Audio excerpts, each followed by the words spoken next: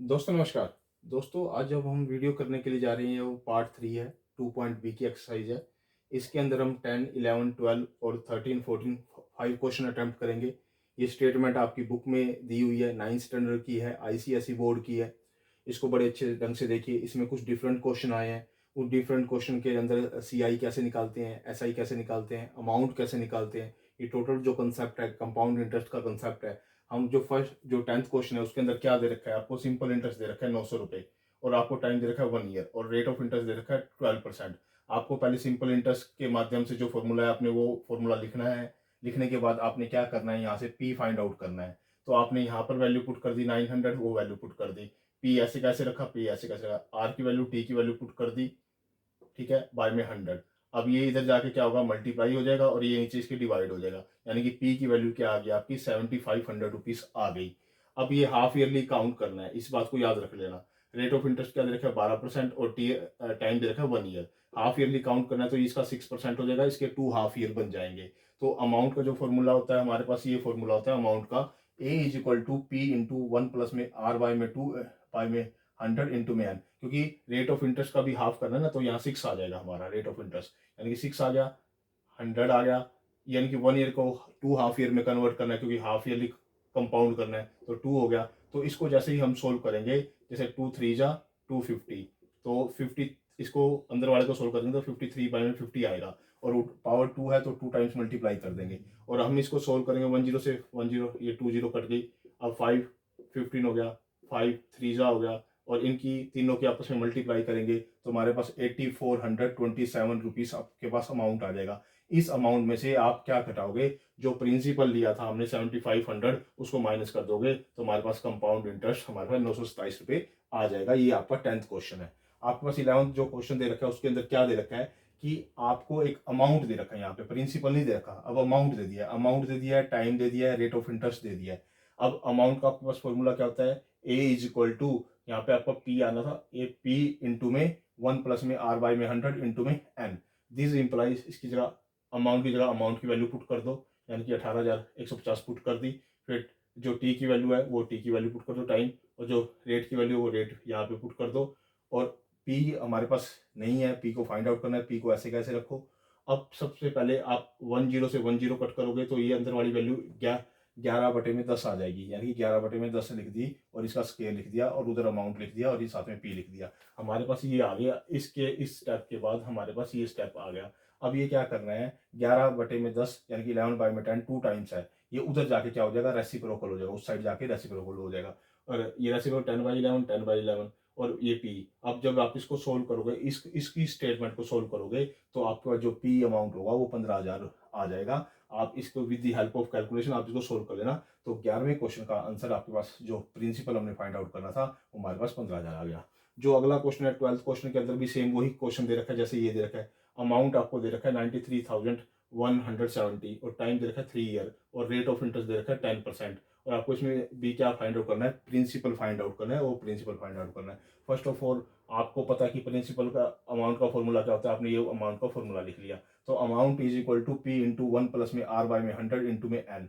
N होता है time, होता है टाइम, यहाँ वैल्यू पुट कर दो, ये वाली वैल्यू यहाँ पुट कर दी अमाउंट की जगह। पी को ऐसे कैसे रखा, क्योंकि पी हमने फाइंड आउट करना है, इंटू में 1 प्लस में 10, 10 क्या है रेट ऑफ इंटरेस्ट, बाय में ये। अब इसको सोल्व करोगे, इससे ये कट जाएगा, तो इस अंदर वाले को सोल्व करोगे तो 11/10 आएगा। 11/10 थ्री टाइम्स पी के साथ मल्टीप्लाई कर दिया।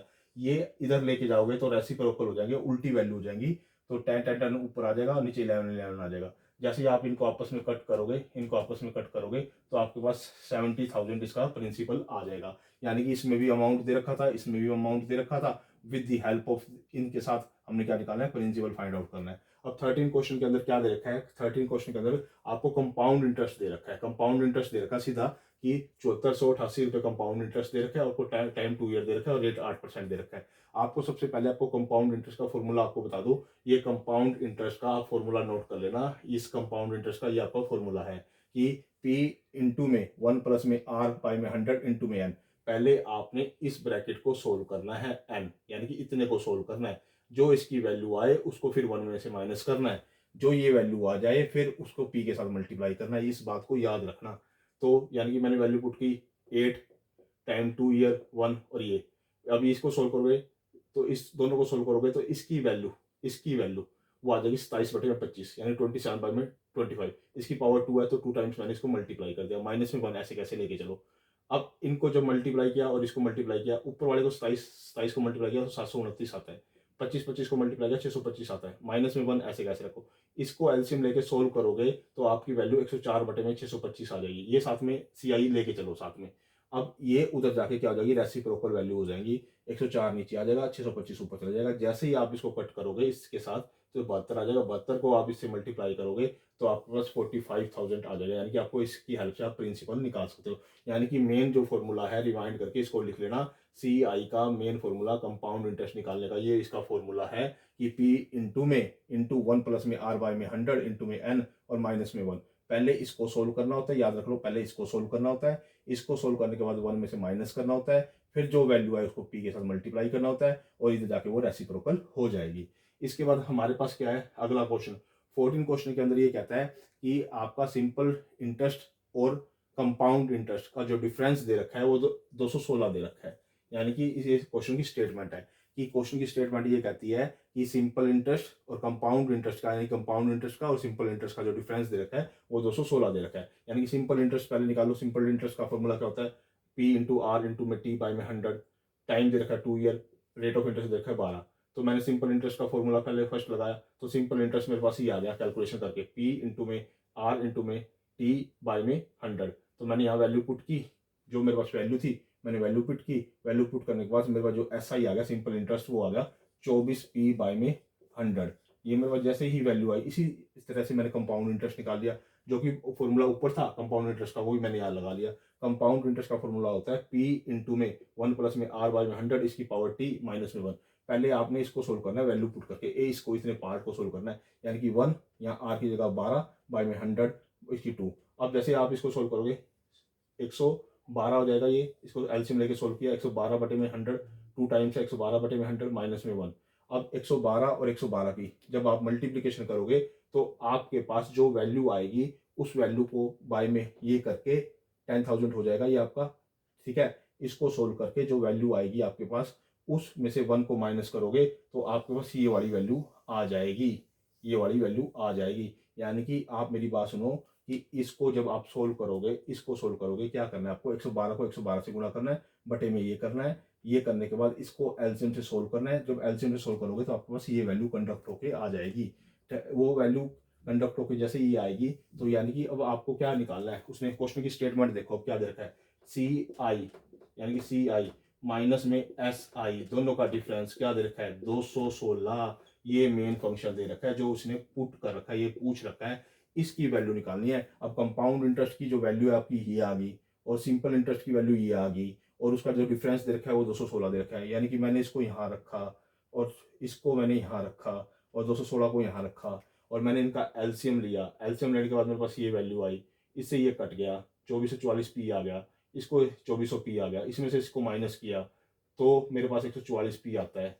ठीक है, और ये 144p बाय में 10,000 उधर जाके मल्टीप्लाई होगा तो मल्टीप्लाई होकर यहाँ से पी की वैल्यू जो फाइंड आउट करोगे तो वो आपके पास 15,000 आ जाएगी। देखो इसको ना एलसीएम लेकर सोल्व करना है, यानी कि अब आपको इसको सोल्व करना है, इसको जो क्वेश्चन की स्टेटमेंट दे रखी थी। ये है आपका कंपाउंड इंटरेस्ट, ये है आपका सिंपल इंटरेस्ट और ये है उनका दोनों का डिफरेंस। अब इसको आप एलसीएम लेके सोल्व कर लो। मैंने इनका एलसीएम लेके मेरे पास ये वैल्यू आई, मैंने इसको 216 के को रखा, फिर इसको उधर जाके मल्टीप्लाई कर दिया, इन दोनों का डिफरेंस 144p आया, 216 मल्टीप्लाई में 10,000, 144 को इसके बटे में कर दिया। जैसे ही मैंने इसको काटा इसके साथ और ये हमारे पास 15,000 इसकी टोटल अमाउंट आ गई जो हमने निकालना था। यानी कि दोनों का जो डिफरेंस था सी आई और एस आई का जो 216 था उसकी हेल्प से मैंने 15,000 अमाउंट निकाल दिया। यानी कि हमारे 14 क्वेश्चन हो गए। ये पार्ट 3 वीडियो था, 2.B थी, ICSE बोर्ड के 9th स्टैंडर्ड के क्वेश्चन है। बड़े आराम से देखिएगा। जो 14 क्वेश्चन है, जो 13 क्वेश्चन है मोस्ट इंपॉर्टेंट है क्योंकि यहाँ सी आई का कंसेप्ट नया इंट्रोड्यूस हुआ है तो आप इसको बड़े ध्यान से इन फॉर्मूलों को लिख लेना। ओके दोस्तों, धन्यवाद।